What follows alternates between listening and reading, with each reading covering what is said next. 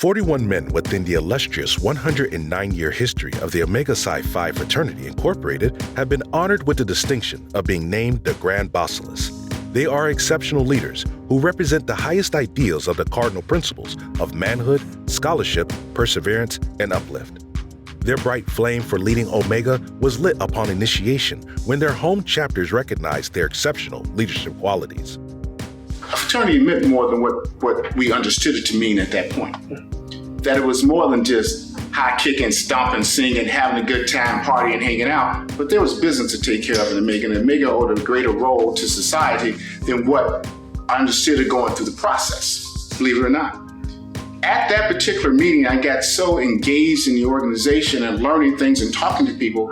As a neophyte, I got elected to the undergraduate state rep from Missouri and Kansas. But we immediately wanted to step into leadership roles. The brothers on the line with me served, all of them came from backgrounds where they had led in different areas. And so we immediately got involved. The university recognized that we were a new organization, but appeared to be one that others recognized as leaders. In the year 2020, Omega has living Grand Basilei, whose lamps were directly filled by the honorable fraternity founders.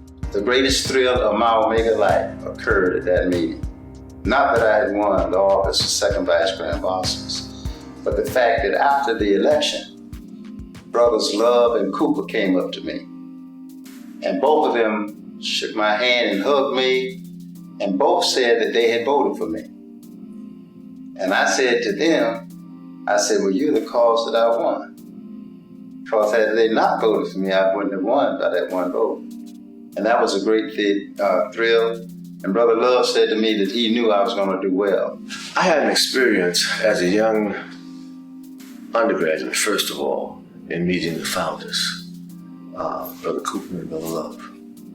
And when I graduated, I also, before they entered Omega chapter in 72 and 74, I had a chance to sit and have a conversation with them. As a matter of fact, it was a situation like we're in now.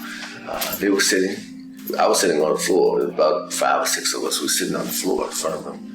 And as they spoke to us, the one thing that seared in my mind, they were frail in terms of their physical being because they were long in years, but they were strong mentally. And they shared all of the ups and downs of establishing fraternity. And before we left them, I recall the tears in their eyes.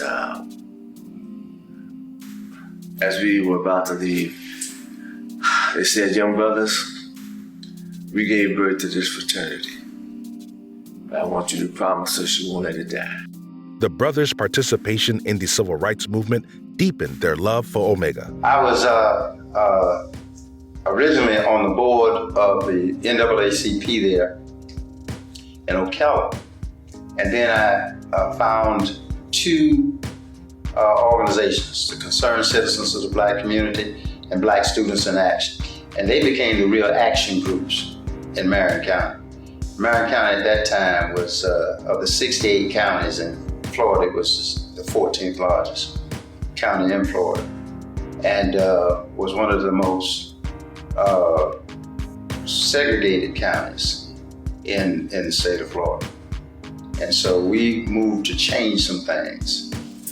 As I said, the civil rights movement was heating up, and we shut down the campus in protest.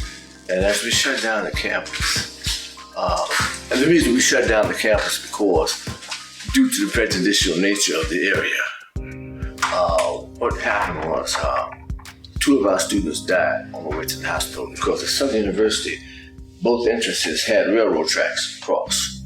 And the train would park there and wouldn't move. And so the ambulance could not get them to the hospital. So 4 of our colleagues died, so we had enough. And so we shut the campus down. The developing of the next generation of leaders in Omega is a shared priority. Been involved with Garner Road Community Center ever since I graduated from NC State. So the athletics, but as well as the fact at the community center, we serve the least of them.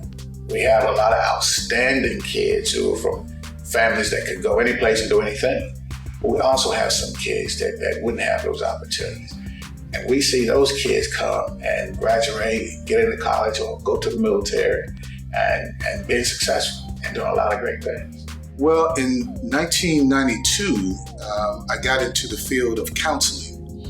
And so what I had been doing out in the streets of my local community was helping individuals that had substance abuse problems get into substance abuse treatment. The physical and mental health of the Brotherhood is of the utmost importance for brothers to live long, productive lives and be available to their families and communities. One of the most unintentional things I did, but one of the best things, was starting the prostate cancer community. We've had a number of men that have suffered from prostate cancer. A lot of Black men have died because of it. The initiative that Brother Knox allowed me to start under him with Brother You're On My Mind is still big in this day and time.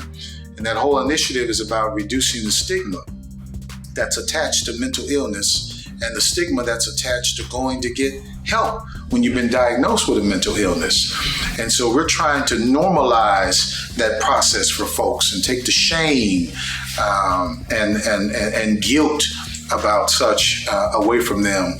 And we're first bringing that program to brothers. We want to help our brothers first in terms of reduce the stigma that many of them have, because we're no different from the larger society. The Grand Basilei have maximized their terms in office and have left their marks on the history of Omega. One of the most important was moving the headquarters from Washington, D.C. to Atlanta in 1995. I worked very closely with former Grand Bosses Tyrone Gilmore. He was my best friend in the fraternity, which made it an easy job for me to work with him and him to work with me, and he relied on me to a great extent. And we developed this program called Omega 2000. And a part of the Omega 2000 plan was to get us a new headquarters, because the headquarters in Washington, D.C. had become insufficient for us to carry out all of the various operations that we had. We were on the verge of our doors closing. When I just got into office, we had just got hit with $1 million lawsuit, a judgment, not just a lawsuit, it was actual judgment.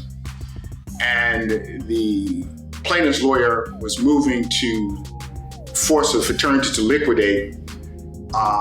And the judge was giving us time to try to come up with this money. And at that time, $1 million was heavy for us. It was one of the great things I was glad we had generated. We had made those efficiencies even before that, but we lost sleep. I couldn't sleep. The other grand officers couldn't sleep. We talked every day about where are we, because we had to talk with the lawyers about where the money was. How close are we getting to this judgment? They wanted to go after some of the other fraternities' assets. We were losing sleep. I'm telling you, we talked every day, and we could not let the fraternity die on us. I mean, that became the motive. And lo and behold, we were able to, with the help of other brothers, be able to get the resources, get that paid off. The beautiful moment of the centennial, when we made that 100 years, I thought we have a chance, those of us who were there, the thousands of brothers who were there, we have a chance to live in 2 centuries. We were at the sunset of 1 century, and we're at the dawn of a new. And how will we close 1 century and open another? And I said the way to do that is that we have to think and pull the best of us.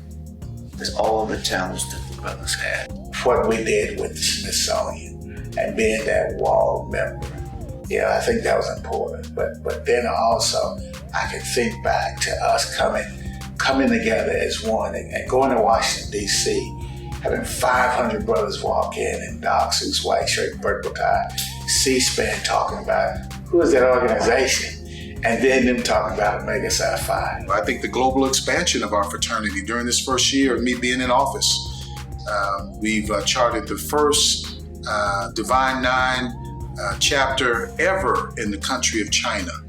And we are the first Divine Nine organization ever to charter in Tijuana, Mexico, in the country of Mexico. Omega Psi Phi Fraternity Incorporated has remained strong for 109 years, guided by our 4 cardinal principles, the fraternity motto, and by the leadership of 41 trusted servants with the title Grand Basilei. In any organization that exists, people should be able to pick out the mega man.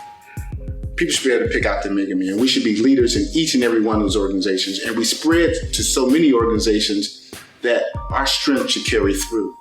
We must develop and hone in on 3 sights: hindsight, insight, and foresight. Hindsight tells us where we came from, what we did in the past. Insight helps us to analyze where we are. And foresight is looking down the road, futuristically, where we want to be. So it takes 3 sights to have a vision.